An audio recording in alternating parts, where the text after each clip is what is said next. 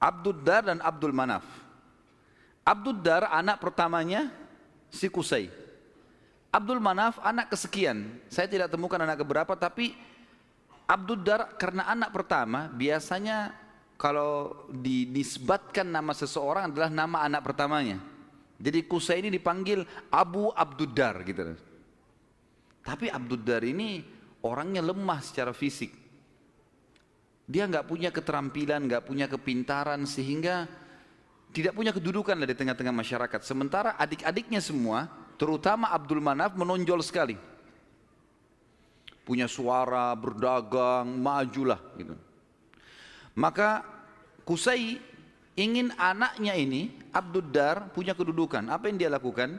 Pada saat dia mau meninggal, dia tulis sebuah keputusan surat, kalau saya meninggal, semua kerajaan, semua pengurusan Ka'bah, jemaah haji, itu di tangan Abduddar.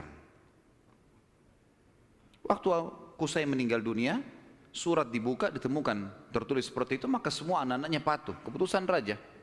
Abduddar akhirnya menjadi raja. Berjalan waktu teman-teman sekalian, Abduddar wafat. Pada saat wafat, keturunan Abduddar mau melanjutkan kerajaan ayahnya, tapi turunan Abdul Manaf tidak setuju, nggak bisa. Abduddar ini, paman kami dulu ini, ayah kalian, itu dipilih oleh kakek kita semuanya, Qusay, karena dia nggak punya kedudukan dan kemuliaan. Sudah dikasih dan sudah berhasil. Sekarang nggak bisa kembali kepada kalian. Harusnya ini dibagi rata.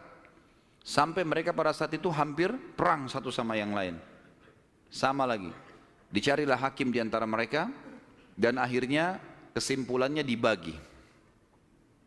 Pembagian ini teman-teman sekalian adalah dibagi Abduddar khusus mengurus keturunan Abduddar, khusus mengurus semua yang berurusan dengan jemaah haji. Sementara Abduddar mengambil alih pengurusan Ka'bah dan Darun Nadwah. Sementara Abdul Manaf mengurus jemaah haji. Dibagi dua. Kita akan sedikit sisipkan di sini teman-teman sekalian kisah tentang Darun Nadwah ini yang tadi dibuat. Kita tinggalkan dulu sebentar tadi sampai ke masalah sudah pembagian Mekah. Abduddar mengurus Ka'bah dan juga Darun Nadwah. Haji itu Abdul Manaf, ya. Jadi haji ini maksudnya mengurus jemaah haji, kasih minum, kasih makan. Mereka dulu sukanya begitu. Dan mereka ini terkenal dengan dermawannya. Tidak boleh jemaah haji beli makanan, beli minuman, dikasih semua gratis. Seperti itulah. Darun Nadwah ini punya kisah unik sedikit. Saya khawatir lupa, maka saya sisipkan di sini. Darun Nadwah tadi yang dibuat oleh Qusay bin Kilab dan menjadi simbol Mekah. Kisahnya sangat unik teman-teman, kisah pembeliannya dan penjualannya. Jadi ada satu orang nanti jadi sahabat Nabi namanya Hakim bin Huzam radhiyallahu anhu. Sebelum masuk Islam, Hakim bin Huzam ini suka mabuk. Masih di Mekah di masa jahiliyah. Dia bersahabat dekat dengan pemegang kuncinya Darun Nadwah. Jadi yang bertanggung jawab. Dari turunan Abduddar. Waktu lagi mabuk sama-sama, si pemilik kunci ini mabuk luar biasa sampai nggak sadar sudah. Si Hakim bin Huzam bilang, kau mau jual nggak Darun Nadwah dengan saya? Kata temannya lagi mabuk, iya saya jual.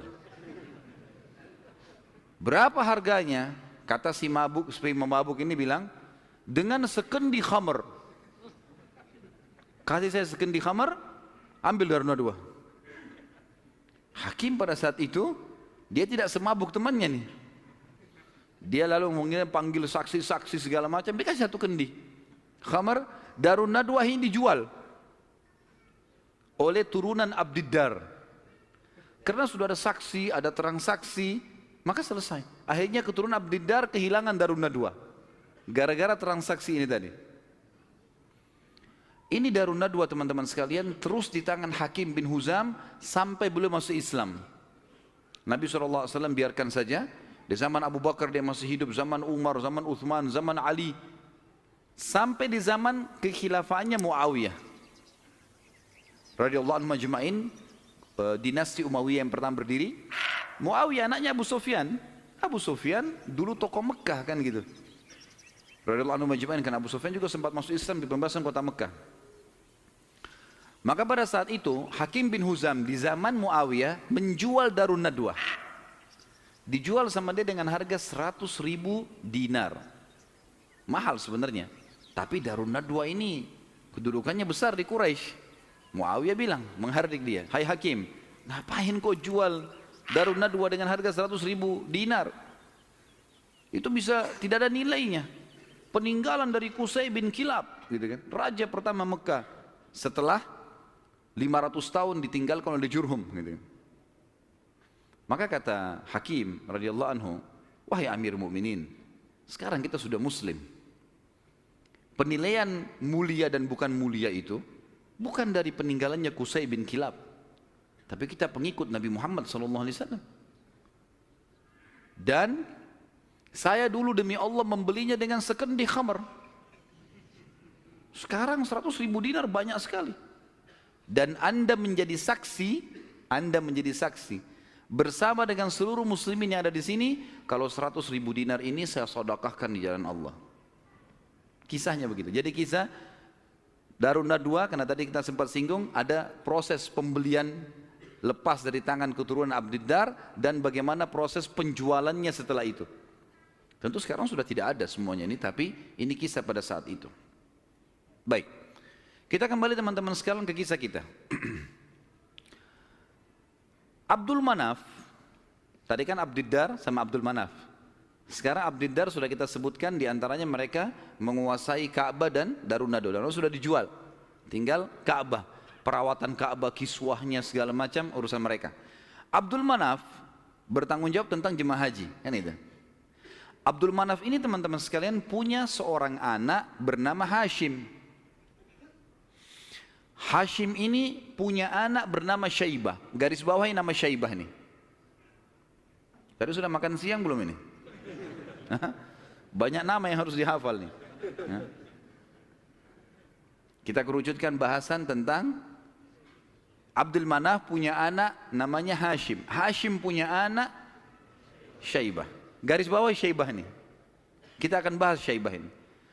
Hashim ini ayahnya Syaibah, waktu menikah dengan istrinya, ibunya si Syaibah, karena mulianya, ini tradisi jahiliyah dulu ya, karena kedudukan si ibunya Syaibah ini tinggi di sukunya, anak kepala suku, maka ismah itu cerai di tangannya ibunya.